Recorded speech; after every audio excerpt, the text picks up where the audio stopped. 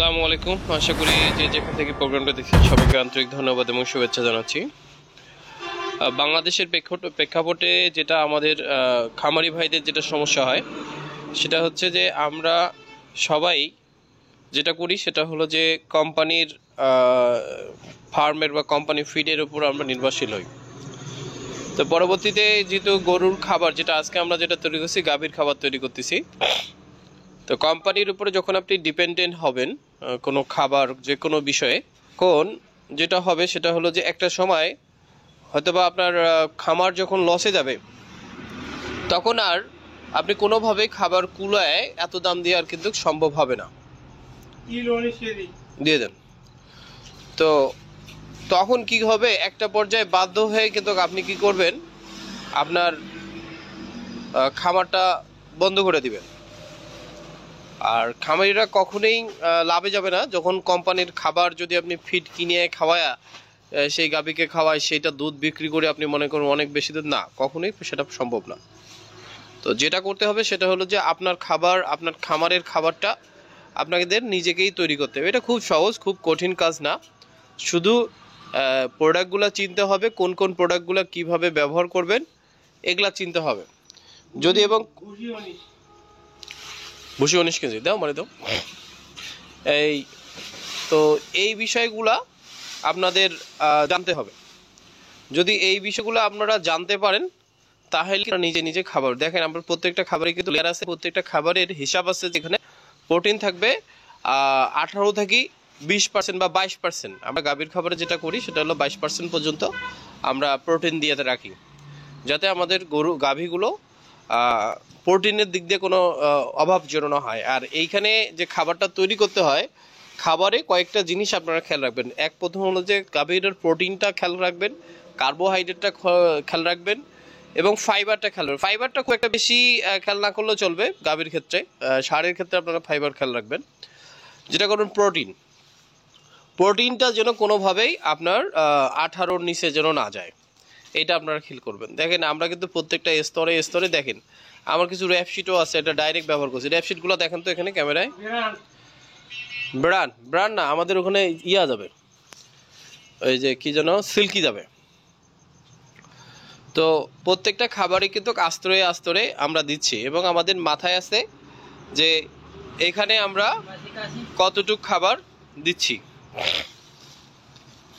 তো গাভীর খাবার বানানো খুব একটা কঠিন কাজ না, এবং আমরা যেটা করি সেটা হলো প্রত্যেকটা খাবারের গুণগত মান এবং হচ্ছে এর প্রোটিন, ফাইবার এবং ক্যালসিয়াম এবং তারপর হচ্ছে ক্যালসিয়ামের দিক দিয়ে ঠিক, জিঙ্কের দিক দিয়ে ঠিক রাখি, সব পাশ দিয়ে মোটামুটি একটা সুষম খাবার তৈরি করি।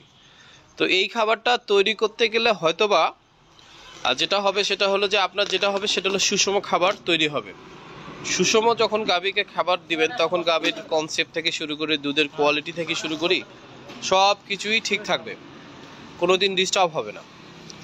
আর যখন আপনি আর্টিফিশিয়াল খাবার খাওয়াবেন, আর্টিফিশিয়াল খাবারে খাওয়ালে দুধ আসবে, কিন্তু পরবর্তীতে দেখা গেলো 1 বছর 2 বছর পরে সেগুলো কিন্তু আর আপনার হিটে নিয়ে আসা খুব শো টাফ হয়ে যায়, তখন সিস হয়ে যায়। মানে গাভীর এমন একটা বিষয়, যদি আপনি খালি শুধু ওই বড় বড় কোম্পানি, নাম করা কোম্পানি খালি ফিডে খাওয়ান, একটা সময় গাভীর সিস ভাষাটা এরকম যে পরবর্তী তার কনসেপ্ট হবে না, জ্বর উঠে দেখা গেলো শুকিয়ে গেল বা চিকন হয়ে যাবে, এইরকম একটা কিছু। পরবর্তীতে গরু হিটে আসতেছে, আর হিট কনসেপ্ট করতেছে না, কনসেপ্ট করলে তার ঠিক মতো ওর কাভারেজ করতে বিভিন্ন ধরনের আপনার অর্গানিকভাবে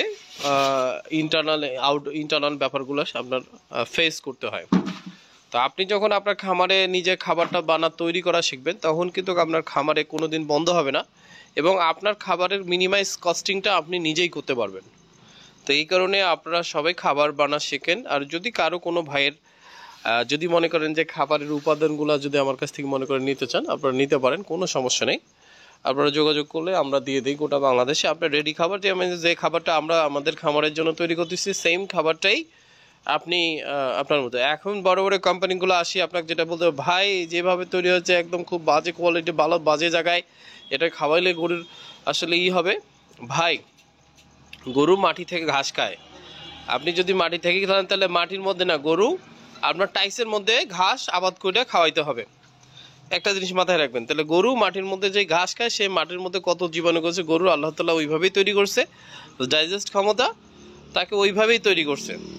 এটাকে ওই টেবিলে বা এসি রুমে খাওয়ার জন্য আল্লাহ তাআলা গাভীকে তৈরি করেন বা গরুকে তৈরি করেন। এইটা যারা বলবে তারা প্রোডাক্ট বিক্রি করার জন্য আপনার মাথাটা খারাপ করে রাখবে। তো এই সব কথাগুলো থেকে সাবধান।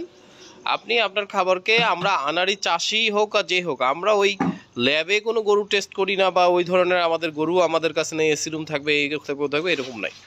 তো আপনি আপনার গরুটাকে এমনভাবে তৈরি করবেন পরবর্তীতে প্রজন্ম যে অবস্থায় থাক সেই জন্য দুধের কোয়ালিটি এবং কনসেপ্ট পার্সেন্টেজ যেন সবসময় ঠিক রাখে। এই ডিওরবি এখানে ফারুক ভাই, ওই যে ডিওরবির একটা অবস্থা।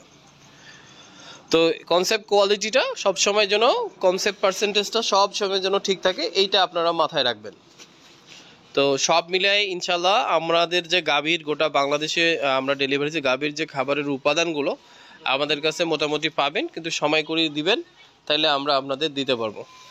তো আশা করি আমার কথাগুলো যারা বুঝতে পারেন আলহামদুলিল্লাহ, আর যারা বুঝতে পারেনি হোয়াটসঅ্যাপে বা আমার নাম্বার দেওয়া থাকতেছে, এখানে যোগাযোগ করবেন, ইনশাল্লাহ পেয়ে যাবেন। রাখি, আসসালাম।